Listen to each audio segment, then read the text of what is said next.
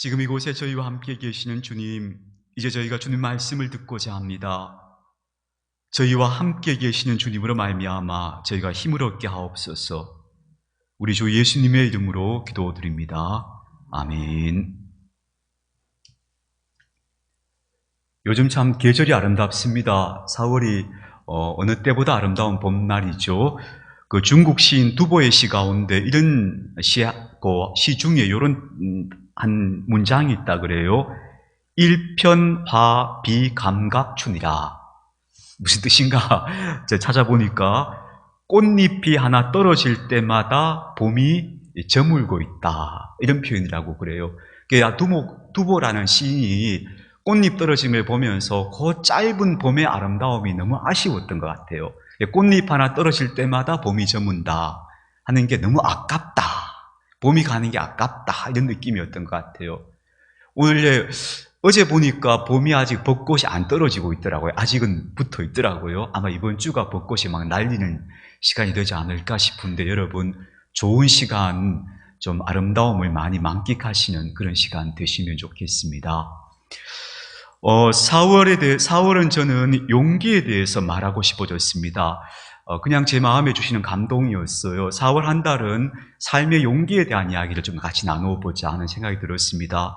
그러고 보니까 4월에는 우리가 국가적으로도 4.3 사건도 있었고요, 또 4.19도 있었죠. 그 4.19는 용기라는 주제에 어울리는 그런 사건이 아니었나 싶습니다. 그래서 용기라는 가치가 중요한 그런 시대가 또 4월이 아닌가 싶은 생각이 들어집니다. 오늘 본문의 말씀은 여러분 잘 아시는 사건인데요, 성경의 드라마에서 매우 중요한 한 장면 중에 하나입니다. 이 성경이 주는 메시지 가운데 굉장히 중요한 메시지 중에 하나예요. 이스라엘 백성들이 출애굽했습니다. 그리고 광야를 헤매면서 한 2년 정도가 지났습니다. 근데 그 2년 동안은 광야를 헤맸다고 표현하는 게 적절치 않습니다. 왜냐하면 2년 동안은 굉장히 알찬 시간을 보냈어요. 처음에 광야에서 어디로 가는가 하면 시내산으로 갑니다. 그 시내산에서 모세가 산에 올라가서 하나님 만나고 율법을 받아오죠. 그리고 받아와서 그 백성들에게 율법을 가르치고, 그리고 또 그곳에서 성막을 짓습니다. 그러니까 율법을 배우고 성막을 짓는 데 시간이 그만큼 소요된 겁니다. 그러니까 그 시간 동안 이스라엘 백성들은 광야를 헤맨 게 아닙니다. 시내산 밑에서 율법의 교육을 받고, 그리고 성막을 건설하는 일에 함께 매진한 겁니다. 그렇게 성막이 다 완성이 되고 율법에 대한 교육이 어느 정도 이루어졌다고 판단되었을 때, 다시 이스라엘 백성들이 이제 가나안 땅을 향해서 행진을 시작하는 겁니다. 그래서 어디까지 오게 되는가 하면 가데스 바네아라는 지점까지 오게 된 겁니다. 여기까지는요, 이스라엘 백성들이 이제 가나안 땅에 들어갈 준비가 되었다고 생각하고 모세와 함께 온 겁니다. 율법 교육도 되었고 성막도 만들었고 하니까 이제 이 백성이 하나의 신앙 공동체가 되었다, 이만하면 이제 가나안 땅에 한번 들어갈 만하다, 준비가 되었다 생각하고 이제 가데스 바네아까지 온 거죠. 이 가데스 바네아에서는 가나안 땅까지의 거리가 한 70km 정도라 그래요. 상당히 먼 거리이긴 합니다만, 그래도 여기서는 이제 본격적으로 가나안 땅에 진입할 준비를 해야 되는 시점이 온 거예요. 그래서 모세가 각 지파에서 한 사람씩 12명의 정탐꾼을 뽑습니다. 그래서 가나안 땅에 가서 가나안 땅의 사정을 소상하게 알아보고 돌아오라고. 왜냐하면 우리가 지금 가나안 땅에 진입을 해서 싸워야 되니까 그 상황을 알아야 될 거 아닙니까? 정보를 얻기 위해서 말하자면 스파이들을 파견한 겁니다. 그 12명의 정탐꾼이 가서 40일 동안을 정탐을 해요. 그리고 가나안 땅을 샅샅이 다 훑어보고 난 다음에 돌아왔는데, 근데 이 돌아온 12명의 정탐꾼의 보고가 서로 다른 겁니다. 그 중에서 두 사람, 그 갈렙과 여호수아, 이 두 사람은 아주 특별한 보고를 합니다. 근데 이 갈렙과 여호수아가 뭐라고 하는가 하면, 이 땅은 하나님이 우리에게 주신 땅이 틀림없는 것 같습니다. 하나님이 약속하신 바로 그 땅입니다. 그러니까 우리가 지금 올라가서 이 땅을 취하면 되겠습니다. 이렇게 갈렙과 여호수아가 보고를 한 겁니다. 근데 다른 10명이 전혀 다른 성격의 보고를 하는 겁니다. 그 땅이 좋은 땅이라는 것에 대해서는 다 동의가 했어요. 똑같이 이야기했어요. 그 땅에 가보니까 그 땅은 정말 젖과 꿀이 흐른다고 표현할 만큼 좋은 땅이었습니다. 우리가 거기 가서 살 수 있다면 참 좋겠습니다. 그런데 문제는 그 땅에 이미 그 땅을 굳건히 자리 잡고 살아가는 사람들이 있어요. 이렇게 말하는 거예요. 그 땅이 가보니까 땅은 참 좋은데 빈 땅이 아니더라는 거예요. 거기 이미 굳건히 자리 잡고 성벽을 세우고 살아가고 있는 가나안 민족들이 거기 있더라는 겁니다. 근데 그 사람들을 보니까 이미 그 사람들의 삶의 기반이 튼튼하고 조직이 체계화되어 있고 우리가 봐도 아주 단단하게 그렇게 잘 살고 있는 것처럼 보여서 우리는 그 사람들하고 싸워서 도저히 상대가 안 될 것 같습니다. 이렇게 얘기를 하는 거예요. 똑같이 그 땅이 좋은 땅이라는 사실에 대해서 동의를 했는데 근데 그 땅에 나가서 우리가 싸워서 얻을 수 없을 것 같습니다. 이건 도저히 불가능합니다. 10사람이 이렇게 보고를 해버리는 거예요. 그리고 심지어는 그 땅에서 아낙 자손도 봤다는 거예요. 이 아낙 자손은요, 아마도 그 민족적인 어떤 인종적으로 좀 다른 그 분류가 될 사람들 같은데 이 사람들은 신체가 아주 월등한 사람들이었던 것 같아요. 키가 크고 몸이 크고 아주 이런 강한 민족들이 아낙 자손이었던 것 같아요. 그래서 이 사람들을 뭐라 부르는가 하면 네피림의 후예다 이렇게 불러요. 네피림이라는 이름은요, 이게 원래 그 역사 이전 시대에 존재했던 전설적인 영웅들을 네피림이라 불렀어요. 그 전설적인 영웅들, 막강한 힘을 갖고 있던 그 전설적인 신화 속에 있던 영웅들, 그 영웅들의 후손들처럼 보입니다. 그 사람들이. 그만큼 그 사람들 강해 보입니다. 이렇게 얘기하는 거예요. 그 로마사를 보면요, 로마인들은, 로마 군대, 그 라틴 사람들, 라틴 계열 사람들은 되게 그 신장이 어느 정도 되는가 하면 그 당시 기준으로 보면 170cm 미만이었던 것으로 봐요, 대부분. 한 160cm 정도, 160, 5, 6cm 정도가 아마 평균이었던 것으로 봐요, 그 당시. 이탈리아 사람들은. 근데 이 로마 군인들이 유럽으로 진출해 가니까 유럽에서 어떤 사람들을 만나는가 하면 게르만 민족을 만난 거예요. 요즘 말하면 독일 사람들, 북유럽 사람들을 만난 거예요. 그 사람들은 신체가 장대하잖아요. 키가 기본이 180cm 막 이렇게 되잖아요. 그런 사람들하고 딱 부딪혀서 처음 로마 군인들이 주눅이 들어서 정말 힘들었대요. 근데 결국 로마 군대가 그들을 다 정복해내고 말죠. 근데 지금 이스라엘 백성들이 자기들은 신장이 고만한데 자기들보다 월등하게 막 10cm, 20cm 더 큰 그런 민족을 보니까 아이고 큰일 났다. 우리 저 사람들하고 싸워서 도저히 못 이긴다. 막 이렇게 돼버린 거예요.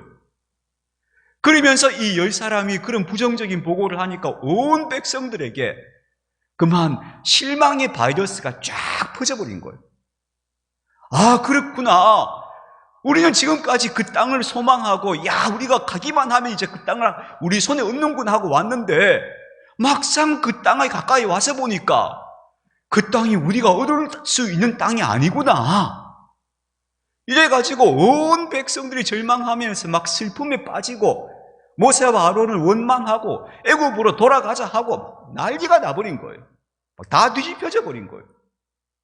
이런 상황을 오늘 성경이 우리에게 보여주고 있다고 말할 수 있습니다. 심지어 그들은 이렇게 말합니다. 우리는 그들 앞에서 메뚜기 정도밖에 안 되는 것 같다.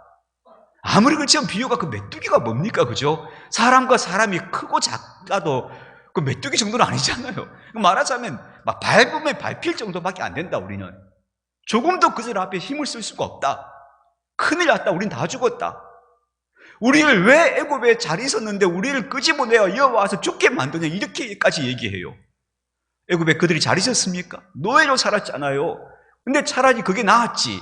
여와서 죽는 것보다는 그게 낫지. 막 이런 식으로 원망이 막 터져나오기 시작하는 겁니다. 자, 그런데 우리가 정말 여기서 보아야 할 게 뭐냐 하면요, 결국 여기서 백성은 큰 실망에 빠져들면서 그 결과 그들은 결국 그 가나안 땅을 그 세대는 밟지 못합니다. 애굽에서 출애굽할 때는 적과 끓이 흐르는 땅에서 우리가 자유인으로 한번 멋지게 살아보자 하고 애굽을 떠났지만 결국 그들은 모두 그 광야에서 그냥 먼지가 되어 다 사라져 버립니다. 그들이 실망하고 절망했기 때문입니다. 그래서 그들은 그들 중에 아무도 가나안 땅에 못 들어갑니다. 오직 두 사람, 우리가 싸워서 이길 수 있습니다 했던 여호수아와 갈렙이 두 사람만이 가나안 땅에 들어갔다 하는 이야기를 성경에 들려주고 있는 거죠. 여러분, 여기서 저는 여러분과 함께 세 가지 이야기를 나누고 싶은데요. 첫 번째는요, 우리의 삶은 비어있는 공터가 아닙니다. 우리가 삶을 살아가면서 계속 우리는 어떤 도전들 앞에 서게 됩니다. 근데 우리가 앞으로 걸어가면 누가 환영을 다 해주면서 상을 다 차려놓고, 그래 너 와서 이거 다 가져가라, 네 인생 내가 길 다 열어줄게, 이렇게 예비해 놓고는 인생이 아무도 없다는 겁니다. 우리의 삶에는 우리가 걸어갈 길은 우리가 만들어야만 걸어갈 수 있는 길이 생기는 겁니다. 그게 인생이라는 것을 우리가 정말 분명히 인식을 해야 합니다. 저는 예전에 제가 이런 믿음을 가지고 있었어요. 내가 뭔가 좀 하려고 하면 하나님이 도와줄 거야. 하나님이 도와줘서 내가 시작은 내가 하지만 되게 하시고 막 이렇게 하나님께서 뭔가 되게 하실 거야. 내가 손 안 대도 뭐 되게 하실 거야. 저 어려서부터 교회를 다녔는데 저도 모르게 이상하게 그런 신앙을 가지고 있었어요. 시작은 내가 하기만 하면 나머지 하나님이 다 해주실 거야, 이렇게 생각했어요. 근데 제가 신앙에 철이 들고 나서 깨닫고 보니까 그거는 요행을 바라는 신앙이다. 하나님은 우리에게 그렇게 역사 안 하신다. 하나님은 내가 밟는 땅을 내게 주시지 내가 밟지도 않은 땅을 내게 주시는 분이 아니다 하는 것을 저는 분명히 고백할 수 있게 된 것 같아요. 내가 가서 그 땅을 밟아야 그 땅은 내 땅이 되는 거지, 안 밟으면 그건 내 땅이 안 되는 거예요. 하나님의 약속이 아무리 대단했어도 그 약속을 믿고 나가는 사람들에게 그 땅이 얻어지는 거지, 그걸 신뢰하지 못하고 안 가면 그 땅은 우리하고 아무 관계가 없어지는 거예요. 이건 좀 이상한 비유일지 모르지만 제가 그 부목사 할 때요, 아침에 새벽 기도 마치고 서울로 출발해서 당일 서울에서 볼일 보고 다시 그날 밤에 울산까지 내려오는 일들이 많이 있었어요. 주로 이제 문상을 갈 때 그렇게 하는 거예요. 문상 가서 뭐 1박하고 올 수 없잖아요. 그러니까 새벽 기도 마치고 일찍 출발을 하는 거예요. 교회차를 몰고. 그럼 한 6시간 달려가지고 이제 서울 도착하고 문상 딱 찍고 밥 먹고 그리고 돌아서서 또 내려오는 거예요. 그래서 밤늦게 내려오는 거예요. 그 내려올 때쯤 되면 얼마나 피곤해요. 그러면서 계속 달려오면서 이런 생각이 드는 거예요. 혼자서 생각하고 그냥 이게 머릿속으로 상상하는 거예요. 도로가 이렇게 쫙 접혔으면 좋겠다. 그래서 그냥 내려갈 때 그냥 이렇게 쑥 하면 울산 가 있었으면 좋겠다 싶은 거예요. 근데 그게 됩니까? 서울에서 울산까지 오는 고속도로 단 한 구간도 1m도 줄어들지 않아요. 직접 차를 달려서 그 거리를 다 달려와야만 울산을 도착하는 거예요. 하나님은 우리 인생에서 1m도 요행으로 주시지 않아요. 여러분 이거 분명히 알고 계셔야 돼요. 하나님이 요행껏 나한테 뭘 주시겠지, 그런 기대하지 마세요. 내가 하나님을 신뢰하면서 한 걸음도 내가 놓치지 않고 내 발걸음으로 걸어가야 된다. 이 믿음을 딱 갖고 시작해야 돼요. 그러면 하나님께서 진짜 우리한테 내가 기대하지 않았던 걸 주실 수도 있지만 그걸 처음부터 기대하면서 하는 거 아니다, 믿음은. 그걸 먼저 우리가 다 기억했으면 좋겠습니다. 그래서 우리가 부딪히고 씨름하고 삶의 문제하고 맞서야 되는 겁니다. 저절로 풀어지는 삶의 문제는 없습니다. 그래서 정말 삶에서 제일 중요한 자세는 저는 뭐라고 생각하는가 하면 부딪혀보자, 이 마음이라고 생각합니다. 그래, 한번 부딪혀보자, 해보자. 그걸 뭐라고 말할 수 있는가 하면 용기라고 말하고 싶습니다. 그게 용기다, 삶에서. 만약 이스라엘 백성들이 이런 용기를 냈더라면 그 사람들이 40년 광야를 방황할 필요가 없었어요. 그러니까 그때까지, 이 가데스 바네아까지 올 때까지는 광야의 여정이 꼭 필요한 여정이었어요. 그들이 율법 교육받고 성막을 짓고 꼭 필요한 시간을 보낸 거예요. 근데 그 뒤에 40년은 그냥 방황이에요. 그건 그들이 용기가 없었기 때문에 의미 없는 40년을 그 광야에서 허무하게 그 세월을 버리고 결국 거기서 쓰러져 죽을 수밖에 없었던 거예요. 제가 올 4월 달에 용기에 대한 이야기를 준비하면서 제가 우리 청년들에게도 좀 이런 메시지를 좀 전하고 싶은 마음이 있는데요. 제가 전하는 메시지가 어른들이 하는 잔소리처럼 안 들렸으면 좋겠다 생각이 들어요. 근데 어쨌든 제 이야기를 좀 잘 들어주세요. 한번 잘 생각을 좀 해보세요. 삶에 그냥 얻어지는 것은 없다. 나는 내가 밟는 땅을 나는 얻을 수 있을 뿐이다 하는 것을 항상 여러분 기억하고 어떤 경우에도 나는 부딪혀 본다. 이걸 첫 번째로, 용기의 첫 번째로 좀 삼았으면 좋겠다 싶습니다. 우리가 왜 미군이요, 군사력이 막강하잖아요. 특히 미군은 공군력, 해군력이 막강하다 그러거든요. 항공모함 한 대가 웬만한 나라 군사력을 다 능가하잖아요. 근데 미군이 아무리 가서 공중폭격을 하고 막 미사일을 쏴대도 그 전쟁에서 못 이기는 이유가 뭐냐 하면요, 육군이 들어가서 그 땅을 장악을 해야 돼요. 직접 들어가서 그 땅을 밟고 장악을 못하면 전쟁이 못 이기는 거예요. 근데 베트남전부터 미군이 계속 실패하고 있는 게 그게 안 되는 거예요. 아무리 폭격을 갖다 퍼부어도 직접 들어가서 자기 발로 밟아야 그 땅이 우리 땅이게 되고 승리가 되는 거지, 그게 안 되는 거예요. 우리 인생의 모든 문제들은 맞서야 한다, 부딪혀야 한다, 내 발로 밟아야 한다 하는 것을 먼저 기억하십시다. 그래서 여러분, 그러면 이런 마음이 들 수 있잖아요. 어떤 이제 문제 앞에 섰어요. 그럼 어떤 사람은 아직 한번 깨어지더라도 부딪혀보자, 이런 마음을 가질 수도 있고요. 어떤 사람 이런 마음을 가질 수 있어요. 이거 어떡하나? 하기 싫어 죽겠는데 이걸 또 해야 되나?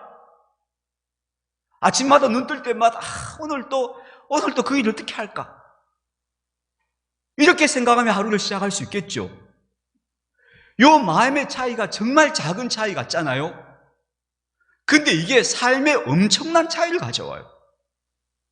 그래, 힘든 하루가 나를 기다리고 있어. 그래, 그래도 오늘 한번 부딪혀보자. 깨지면 깨지는 거지.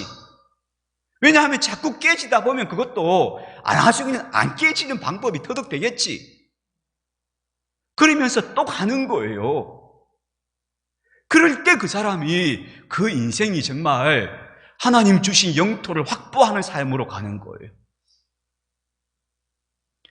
이거 저는 제 자신에게도 하고 싶은 이야기예요. 그러나 직면하지 않고 자꾸 피하거나 아니면 미루거나 하는 일이 반복되면 어떻게 되는가 하면 사람이 스스로 무력감이 생겨요. 스스로가 자꾸 무력해져요. 그리고 자꾸 겁이 더 나요. 나중에는 정말 작은 일도 할 수 없는 사람이 돼버려요. 그러니까 깨어지는 것을 겁내지 말고 앞으로 가자. 가서 내가 밟아야 그 땅을 하나님이 내게 주신다 하는 것을 먼저 기억하십시다. 저는 가끔 이종 격투기 경기를 보는데요, 사실 남자들은요, 제가 목사긴 하지만 남자들은 가끔 이렇게 막 액션 영화 막 때리고 부수고 이런 거 보면 좀 통쾌할 때가 있어요.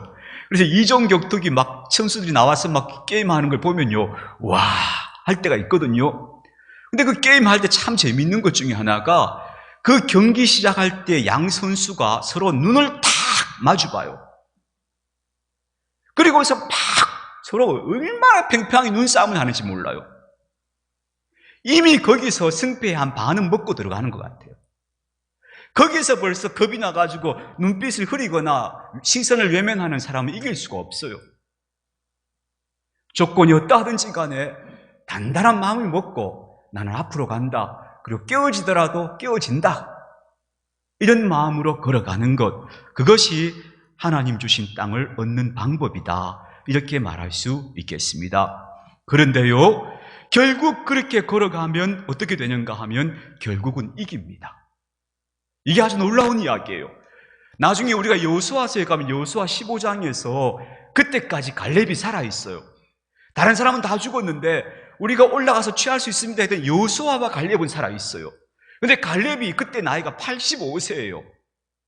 지금하고 달라서 그때 85세는 그야말로 이제는 뭐 아무것도 할 수 없는 노인인데 그 85세의 갈렙이 이렇게 이야기해요. 나한테 저 땅을 저 산지를 주시오. 내가 올라가 싸우겠어. 이렇게 얘기해요. 그때까지 갈렙이 용기가 살아있는 거예요. 근데 이 사람이 그때 올라가서 싸워서 누구를 이기는가 하면요, 이스라엘 백성들이 그토록 겁을 내었던 아낙 자손들과 싸워서 이겨요. 결국 싸우면 이기는 거예요. 근데 겁을 내고 안 싸우면 지는 거예요. 결국 아낙 자손들과 싸워 이겼고, 이스라엘 백성들이 결국 거기서 그들이 그렇게 두려워하던 사람들과 싸워서 이겨요. 그게 바로 성경이 우리에게 주는 놀라운 메시지였던 거예요.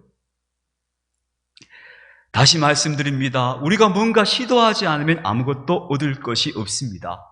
그러나 내가 부딪히고 앞으로 걸어가고 그러면서 내가 하나님의 약속을 믿고 걸어가면 우리가 이깁니다. 반드시 이깁니다. 이 사실을 믿고 앞으로 걸어가시기 바랍니다. 마음속에 두려움이 막 찾아오더라도 결코 그 두려움에 삼켜지지 말고, 그래, 깨어져 보자. 이번에 못 이기면 다음에 이기지 뭐 하는 마음으로 가시기 바랍니다. 앞으로 나가시기 바랍니다. 요즘 이런 것들을 많이 꿈꾸죠. 우리 사회가 뭐 거의 다 그렇고, 젊은이들 그렇고, 애들도 그런 것 같아요. 꿈이 뭐냐 하면 건물주가 꿈이라고 한다 그래요. 건물주. 건물 하나 세워서 건물에서 새 나오는 거 받고 사는 거. 이게 뭐냐 하면요, 이게 경제학적으로 말하자면 자본소득으로 살겠다는 거거든요. 내가 가진 자본에서 나오는 수입으로 살겠다는 거예요. 이걸 다른 말로 표현하면 이게 뭔지 아세요? 불로소득이에요. 땀 흘리지 않고 살겠다는 거예요. 땀 흘리지 않고 일하지 않고 살 수 있는 방법이 없을까 해서 주식에 투자하고 부동산에 투자하고 뭐에 투자하고 하는 거예요. 그게 다 뭐냐 하면요, 야, 노동해서 일해서는 우리가 부자 되고 잘 살 수 없어. 그래 이제 자본에 투자하자. 이 논리예요. 근데 이거는 정말 자본이 있는 사람이고 탁월한 기능이 있는 사람이라면 뭐 그렇게 하는 것도 뭐 자본주의 사회에서는 자유니까 제가 뭐라고 말 못하겠는데요. 부탁이지만 우리 젊은이들이나 우리 교우들은 그런 생각을 전 안 하시면 좋겠다 싶어요. 그건 불로소득을 꿈꾸는 거예요. 그리고 그런 불로소득을 꿈꾸는 사람 중에 실제로 일하지 않고 소득을 얻을 수 있는 사람은 정말 0.1%예요. 괜히 그런 꿈꾸고 있다가 내가 살아가는 일상에서 정말 살아야 할 삶의 중요한 것들을 놓쳐버리게 돼요. 그런 거 말고 꾸준히 나는 내 삶의 길을 계속 걸어나간다. 앞으로 나간다. 그리고 나는 끝내는 승리한다. 이런 마음으로 걸어가시는 것이 저는 바람직하지 않나 싶습니다. 이거는 그냥 제 생각입니다. 어떤 여성이 남자와 결혼을 약속했습니다. 이 남자는 정말 나를 보호해주고 나의 평생의 반려자가 될 수 있겠구나 생각을 해서 결혼을 약속하고 준비를 하다가 어느 날 문득 이 남자에게 이런 질문을 던집니다. 여보는 아니겠죠. 아직 결혼 안 했으니까. 나하고 자기하고 자기 엄마하고 세 사람이 보트를 타고 가다가 배가 난파가 되어졌어. 그럼 당신은 나하고 자기 엄마 중에서 누구를 먼저 건져줄 거야? 이렇게 물은 거예요. 여자가. 괜히 그런 걸 또 왜 물었나 몰라요. 그래, 이 남자가 심각한 고민을 하다가 그래도 연로하신 어머니를 먼저 건져야 안 되겠느냐고. 이렇게 대답을 한 거예요. 그러니까 이 여자가 거기서 마음이 너무 상해버린 거예요. 아니, 나를 사랑하면 나부터 먼저 건져야지. 나이 드셔서 이제 여성이 얼마 남지 않은 어머니를 건져드린다는 게, 이 여성은 그 대답이 너무너무 마음에 안 들었던 거예요. 그때부터 그만 이 남자가 싫어진 거예요. 이 결혼을 파기하고, 자기는 그만 마음에 상처가 되었어요. 그게 너무 속상하고. 그래서 끙끙 앓다가 어느 날 어떤 목사님을 찾아가서 그 얘기를 했어요. 목사님, 그 남자친구가 나한테 그렇게 얘기해서 내가 상처를 받아서 그 사람하고 결혼을 안 했다고 이렇게 얘기했어요. 그게 목사님이 뭐라고 대답하신 줄 알아요? 당신이 수영을 배우시오. 그렇게 대답했어요. 네가 수영 배우면 되지 뭘 건져주기를 바라고 있어? 왜 인생을 그렇게 살려고 해? 이 말이에요. 네가 가서 수영 배워. 그러면 되잖아요. 그러니까 우리가 인생을 대하는 자세가, 저는 이런 태도가 바로 용기라고 생각해요. 내가 마음을 딱 이렇게 먹으면 용기가 생겨요. 근데 뭔가 내가 못하는데 누가 도와주지 않을까? 어떻게 될지 않을까? 좀 풀렸으면 좋겠는데 이런 기대를 하고 있으면 마음이 점점 약해져요. 무력해지고. 그런 기대하지 마시고요. 내가 밟는 땅을 하나님 내게 주신다. 이 믿음으로 걸어가시기를 바라요. 그런데 이 본을 가장 잘 보여주시는 분이 예수님이셨다고 저는 믿습니다. 예수님 요한복음 16장 33절에 이렇게 말씀하셨어요. 세상에서는 너희가 환난을 당할 것이나 담대해라. 내가 세상을 이겼다 하셨어요. 근데 이 장면이 예수님이 십자가 지기 전에 하신 말씀이에요. 십자가 지고 나서 이겼다 하신 게 아니고 지기 전에 나는 이겼다 하셨어요. 왜냐하면 이길 거라는 말씀이에요. 나 이길 거야. 난 십자가에서 안 질 거야. 그렇게 말씀하신 거예요. 여러분, 난 안 질 거야. 난 앞으로 가고 나는 내가 밟고 계속 걸어갈 거야. 그런데 하나님은 나와 같이 계셔. 그래서 여호수아가 나중에 그 가나안 땅 넘어갈 때 하나님께서 여호수아에게 몇 번이나 말씀하셔요. 내가 너와 같이 있다. 내가 너와 같이 있다. 너 담대해라. 담대해라. 그래서 담대한 마음으로 갔더니 이기는 거잖아요. 이렇게 깨어져도 괜찮다. 걸어가다 보면 결국은 내가 승리의 날이 온다 하는 단단한 마음으로 용기를 이어서 삶의 도전들 앞으로 걸어가는 그런 우리 모두가 되었으면 좋겠습니다. 아버지 하나님 감사합니다. 오늘 저희들 용기에 대한 말씀을 함께 나누었습니다. 이스라엘 백성들이 하나님 우리 편에 계시니까 우리가 나아가서 싸우면 이길 수 있습니다 하는 마음이었다면 얼마나 좋았을까요? 그랬다면 그들이 정말로 그 가나안 땅을 정복했을 텐데 안타깝게도 무력감과 두려움에 사로잡혀서 물러서다가 40년의 광야 생활을 허비하고 거기서 먼지처럼 사라져버린 것을 저희가 함께 보았습니다. 주님, 우리가 인생의 도전들 앞에서 또 문제들 앞에서 우리 앞에 서 있는 여러 가지 일들 앞과 장애물들 앞에서 두려워하지 말게 하시고 두려워도 하나님께서 저와 함께 하심을 믿습니다 하는 마음으로 앞으로 나가게 해주십시오. 깨어져도 괜찮아 하는 마음으로 앞으로 나가서 그래서 직접 부딪히고 그 속에서 배우고 그 속에서 기도하면서 그렇게 나아가서 하나님 약속하신 것을 얻을 수 있는 자들이 다 되게 하여 주시옵소서. 감사드리며 우리 주 예수님의 이름으로 기도드립니다. 아멘.